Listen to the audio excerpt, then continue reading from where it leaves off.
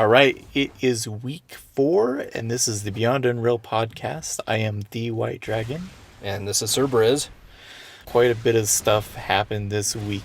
Tons of commits, especially towards the end of the week. There's been a lot of commits. Most of them are towards things like the weapon pickup bases and gameplay of the deathmatch. They've added in a couple of characters and animations for a lot of things. They've tweaked the weapon properties to make them more accurate. Yeah, the shock ball isn't maddeningly slow now. It was Yeah, slow. The shock rifle ball was so slow before. Yeah, they definitely sped it up. And it was funny watching people do moving shot combos because everybody could do a moving shot combo with how slow the ball was before. They've also tweaked the movement. They added another Steve prototype with a little bit heavier movement with higher gravity and some tweaked values on the jumps and the dodges to make it feel more heavy than it did before. The other thing that they did in addition to that was that they limited wall dodges, and they made it so that wall dodges could only be done 3 times instead of infinitely. There's obviously a ton of other things that I'm not covering here, but those are kind of the major points that the commits have done this week. Yeah, and we'll get a little bit into the specifics of the movements a little bit later. Yep. So a couple of other things that happened this week. They did announce that there will be a stream next week, hopefully. They don't have a specific time set up yet, but there is an Unreal Tournament Twitch channel now. Yep. So keep an eye on that. There was also a couple of posts from Epic. So let's go into the thoughts on pickups first. Okay. So this was from Entropy. Entropy made a thread about the pickups, and a lot of what he talked about was the aesthetics of things. Yeah. First of all, he said we don't want to do adrenaline for now. Yes, and thank you. I think most of us are in agreement. It seemed like from the thread that he started about adrenaline that most people were in agreement that having any form of adrenaline as a default gameplay mechanic didn't really make sense. It looks like Epic heard that loud and clear, and there's no intention to implement adrenaline right now. The other things they mentioned were, one of them was they like the physical look of an item pickup as opposed to the icons from games like Quake 3. Right. Well, even Unreal Tournament itself has kind of had an interesting history with this, right? Yep. In the first Unreal Tournament, let's just take health packs. I think that's the best example. Health packs were like these small little med kits on the ground, and they did light up, like they lit up and blinked. But I remember a lot of people going in maps and saying, "Oh, I didn't know that there was health there." And they had been playing the game for months, Yeah, a really long time, just because it was a small thing on the floor.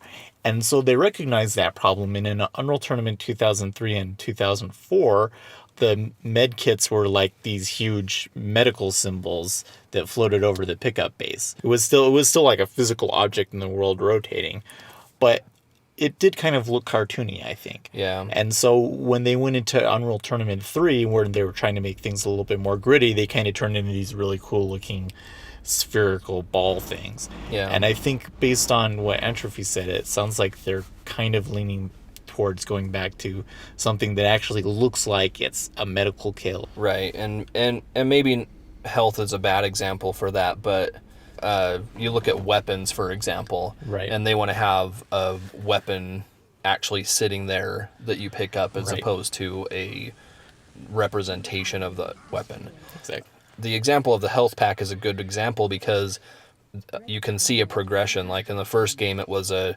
actual physical object.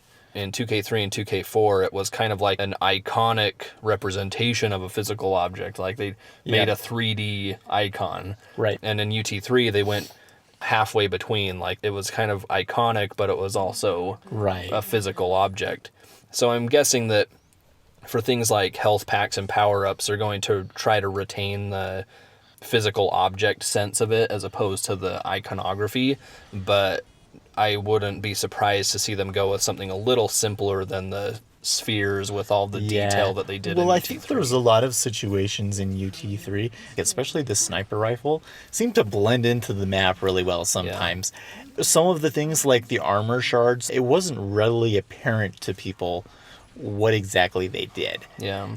he talked a little bit about changing the model so that it's really obvious what it looks like. Like a shock rifle should look like a shock rifle, and it should be really clear, even if you've never used a shock rifle, that this is some sort of energy weapon that Right. you're going to use. And one of the things that he mentioned was the coloring of the weapons. Like, maybe it was confusing to people that why is the rocket launcher colored red and why is the flat cannon colored yellow? And I realize there's some history behind, these are the colors that were used on these in the past. But there's also question of, is it confusing when there's weapons that have the same properties? Like the Link gun shoots green plasma and the bio rifle shoots green ooze. And is that confusing for people? I think that the sniper rifle is a good example, just because the weapon model is so dark, and any kind of environment it's going to be kind of blending in.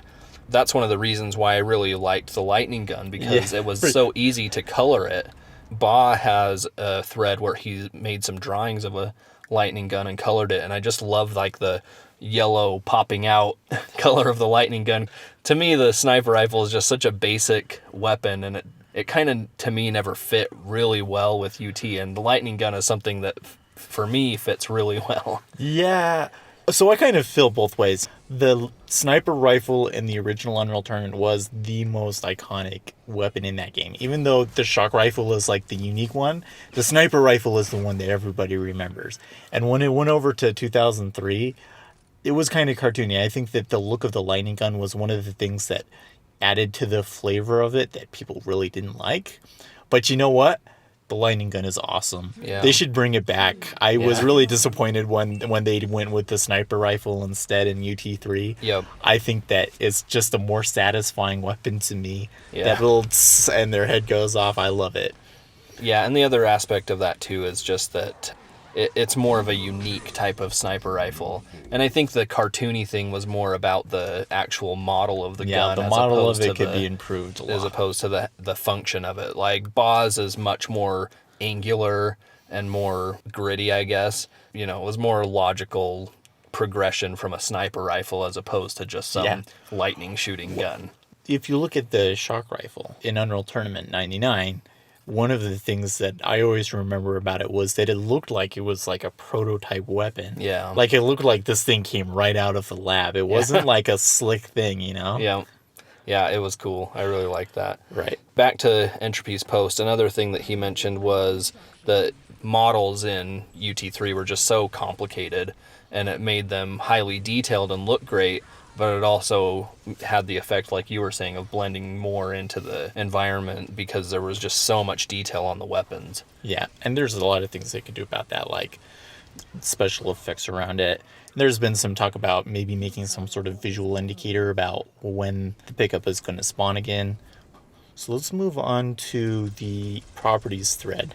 So this one was kind of funny for us. So we did our podcast last week, and one of the things that I remember Briz went into was we can't have every discussion be about should there be dodge jump or should there not be, and what is most helpful right now is to actually talk about the actual properties of the prototypes that are in the source today. Yep.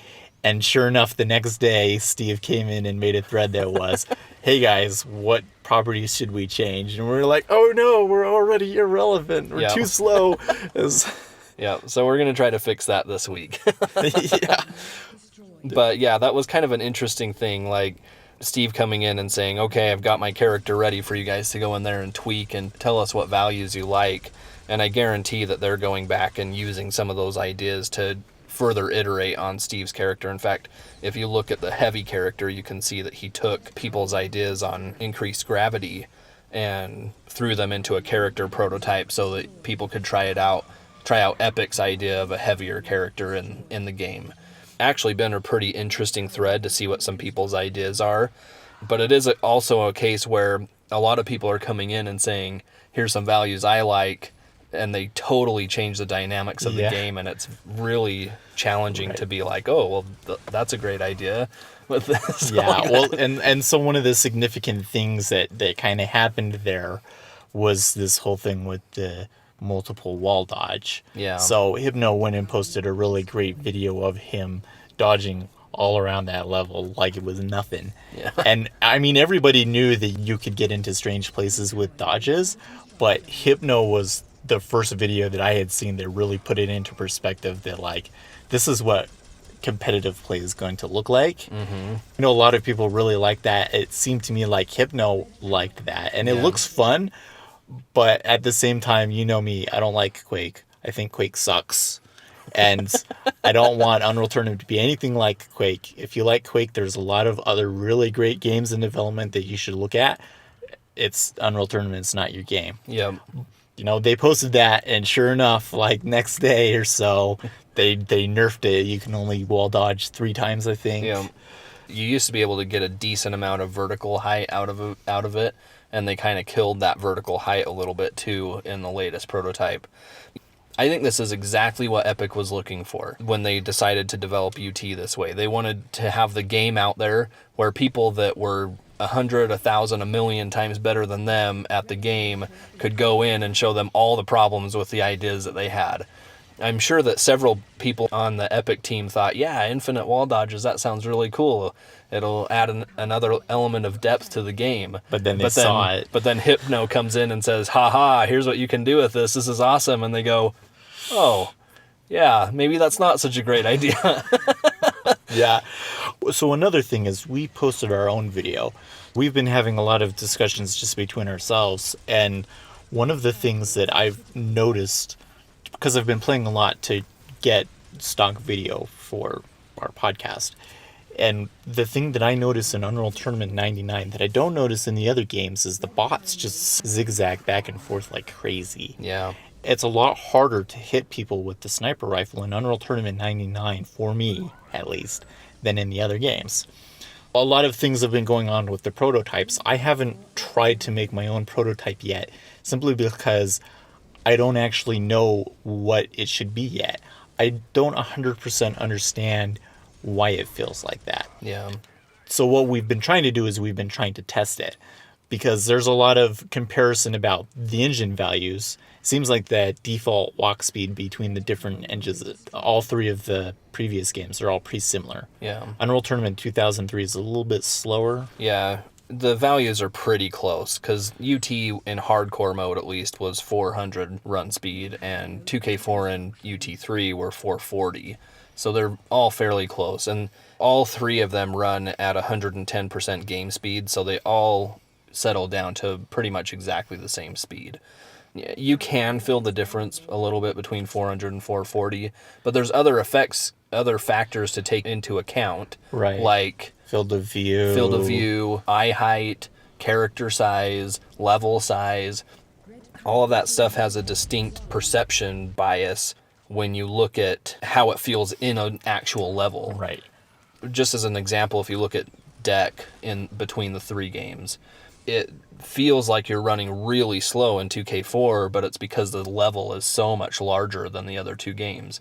It looks very similar, but it's Right. because the eye height and the character size and all that stuff is so much different, and the FOV too, but it actually feels much slower running through it. And my contention is that what really matters at the end of the day is the pixels on your screen, right? The size of the character on the screen and how fast they move on the screen is going to determine how hard it is to hit that character. So we've been doing tests where we show the players strafing back and forth. Yep. And it definitely feels to me like that the UT99 character strafes back and forth a lot faster. Yeah. But I'm not 100% sure why yet. And I think maybe part of it is the player acceleration. So it seems like UT99 has no acceleration at all. You press that button, they're moving. Yeah. Whereas with 2K3 and UT3, it feels like that there's a little bit of a ramp up or a delay. Yeah. Well, and it's hard to exactly tell. So we posted a video on our channel. It's just a strafing test between UT, 2K4, and the new UT prototype. The strafing dynamics in UT were just so smooth, like switching between strafing left and strafing right was really quick and fluid. So I gave an example of strafing in a hallway, like strafing the entire hallway or just doing a quick strafe in the middle of it. And it just feels really smooth switching back and forth between the two. It feels like you're instantly strafing the way that you press. In 2K4 it was not quite the same, but it was really close. But in the new UT prototype, it feels really muddy on the edges. Like when you get to the edge of a strafe, it feels really, like you're walking through mud in that part of the strafing. And the other thing that I noticed too is that there's kind of an area between the full width of the hallway and doing the quick strafing where in UT and 2K4 you could feel like the precision of hitting this area in between where you were aiming for. In the new UT, you just don't get that. The strafing doesn't feel precise. It feels really mushy when you get to the edges of the strafe. Yeah, and especially when you don't have a whole lot of experience with doing it, it's hard to tell when do I need to stop pressing the button to land on this exact spot. Yeah. Yeah. So let's get into some of the comments that we had last week. A bunch of people on Beyond Unreal said that we should rename the podcast to a Fragcast. So I'm not gonna shoot down the idea, but my primary concern is search engine traffic, keywords, things like that. I don't think a whole lot of people are going to be searching for Fragcast, but podcast seems to carry a certain amount of weight for search engines, and so I would love to change it because I agree with you guys that it does kind of sound a little bit 2006-ish or whatever. But give that a think. Post comments about maybe some other ideas that might help us with the search engine traffic. I want to go into one of the things Elmer Fudd said. Quote, personally, the best solution to the movement mechanics issues of wall dodge, double jump, adrenaline, etc. would be handled by a series of tick boxes on the game/server config menu, or perhaps a drop-down menu for either or options. Keep the basic movement mechanics pure and let the individual customize their toppings. I've seen this on the forum a lot, actually. Yep. There's definitely a feeling, and I understand we're all really passionate about the game, and when you see the game going a direction that you don't want, it's kind of like, well, what can we do to try and make everybody happy? Yeah, it's really a challenging thing. I mean, there's been a lot of people saying, well, if you don't like a particular person's concept, don't tell them to turn it into a mutator. Right. Unfortunately, I think the response to that is there's a point where you have to draw a line and say, on this side of the line are things that will make it into the core gameplay, the core movement mechanics, etc., because they make sense and they're solid foundational things. And on the other side of the line, you have things that are quirky and gimmicky and fun, but they just don't make for a solid competitive game.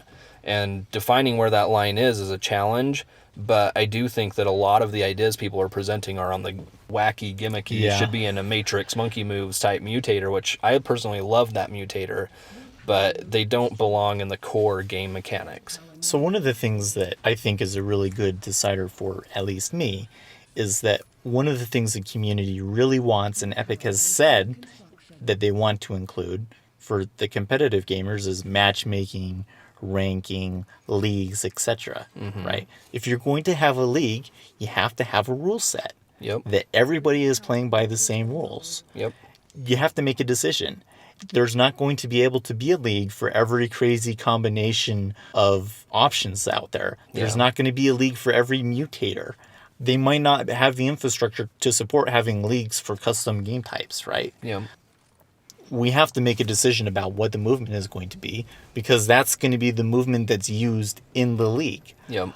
Goes the other way too. So there's been some question about should TAM be included. My contention is that TAM would work really, really well in a league setting. Yeah.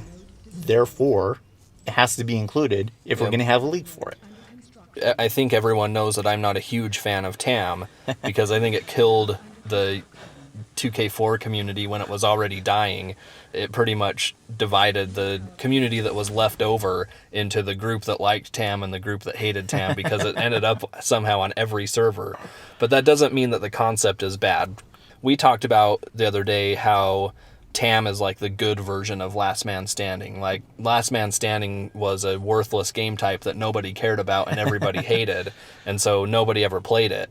But TAM kind of takes the concept of having a Last Man Standing kind of game and turns it into something that's actually entertaining and good. And part of that is the rules that it adds, but the other part of it is just, making the game feel like it was designed. Last Man Standing feels like an afterthought of Deathmatch. Yes. TAM feels like taking the concept of Last Man Standing and turning it into an actual competitive game type. Yeah. So there was a lot of things that TAM did that added a lot of depth to the game, and I think that's why a lot of people liked it.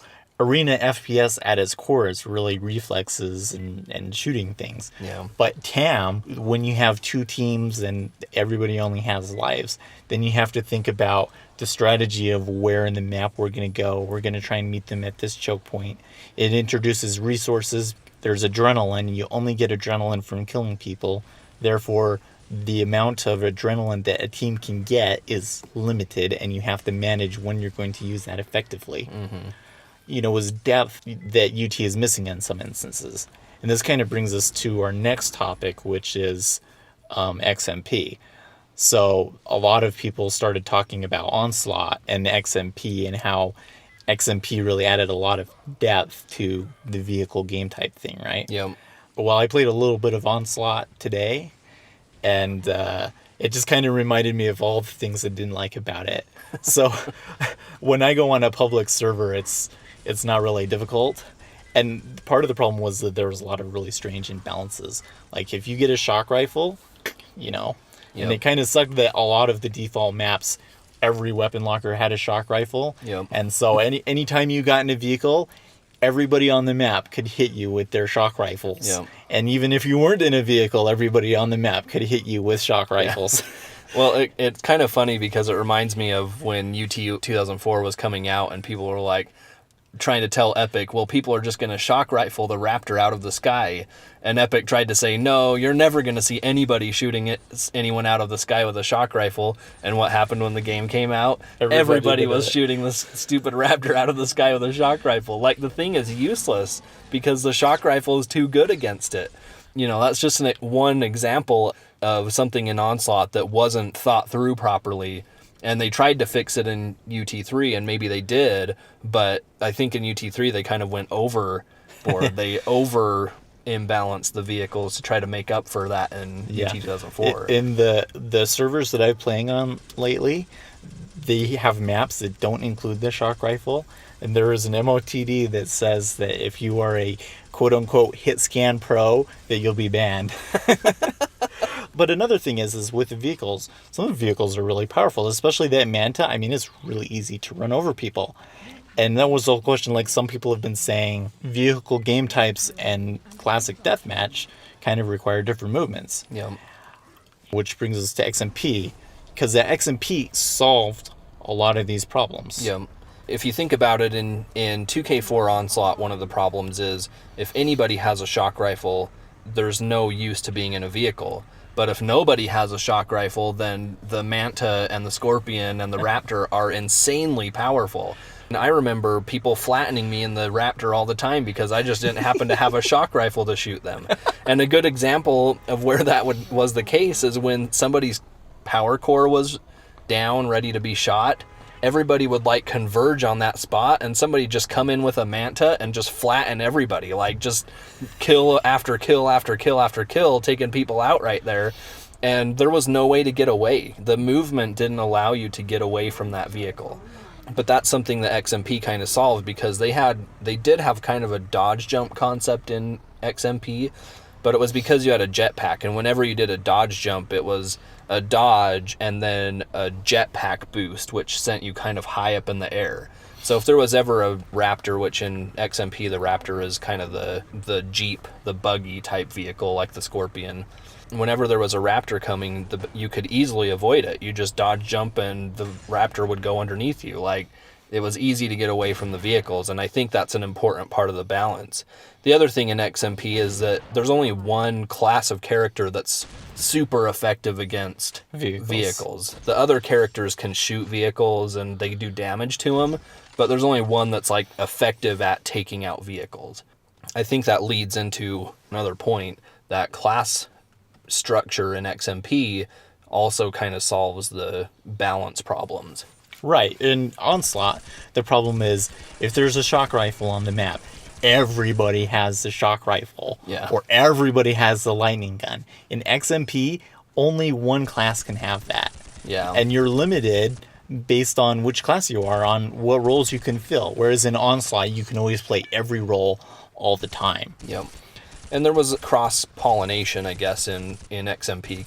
There were a couple of classes that were better against vehicles and classes that were completely ineffective against vehicles.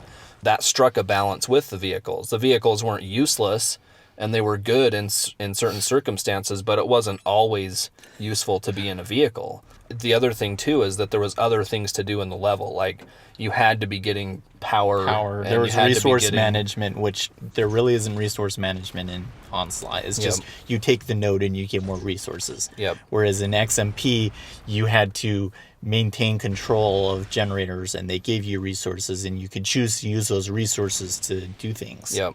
I think they realized that a little bit in Warfare because, for example, a lot of the Warfare maps have the shaped charge, I think it's called, and it was actually kind of an additional strategic thing. A deployable. Yeah, it was a deployable, and if you could get their power core down, I remember several times playing, and that was like my one focus was, I'm going to go get the shaped charge and take it to the core as soon as it's down and just blast that thing, because it would take 50% of the health off in one shot. I don't think I've ever had an experience as satisfying in Onslaught or Warfare as dropping that shaped charge on a power core and booking it out of there so that it didn't kill me, and then having it explode and kill like 4 of the people on the other team that were trying to defend the core, take 50% off of the power core, and I'm out of there. Yeah. So anyway, I think they realized that, but I think they need to go even further. Like this concept of linking the cores together, and that's the only thing that's useful in the game, is a big challenge. There were a couple of maps in Warfare where it was like, you can do these alternative objectives. Take this one and you can get a turret that you can use. I think that they need to expand on that concept even more and add things like classes and stuff like that. One of the things that I didn't like about Onslaught is that it's really about destroying that node and bringing it back up. And creating those nodes and destroying them is so boring. Yeah, it is. I hate shooting at those things. One of my favorite games, Red Orchestra, I think is a much better model, where to take the objective, you have to have a certain number of people in there. And then what that encourages you to do is to get into the area and try and stay alive in the area with your team. Yeah. You know, that adds depth to objective capture. But the point is that Onslaught was kind of billed as the way to expand Unreal Tournament into a new dimension of strategy and tactics. Mm-hmm. And it, in my opinion, it never quite lived up to it. Yep. And in my opinion, for it to accomplish that, it's going to have to do things that are significantly different from Deathmatch. That means it probably should have a different movement system. It probably should have classes. Frankly, it probably should have different weapons. And at that point, it's almost a different game. Maybe we should make a different game. I would love that, but I'm okay with them just including it in this too. That's for Epic to work out what their strategy is, but I would really like to see that problem get solved in the new Unreal Tournament. Yep. All right. Well, that's all we have time for this week. As always, please like, comment, and subscribe to our channel, and we will try and address all of the comments that you send in our next video. See you next week. See ya.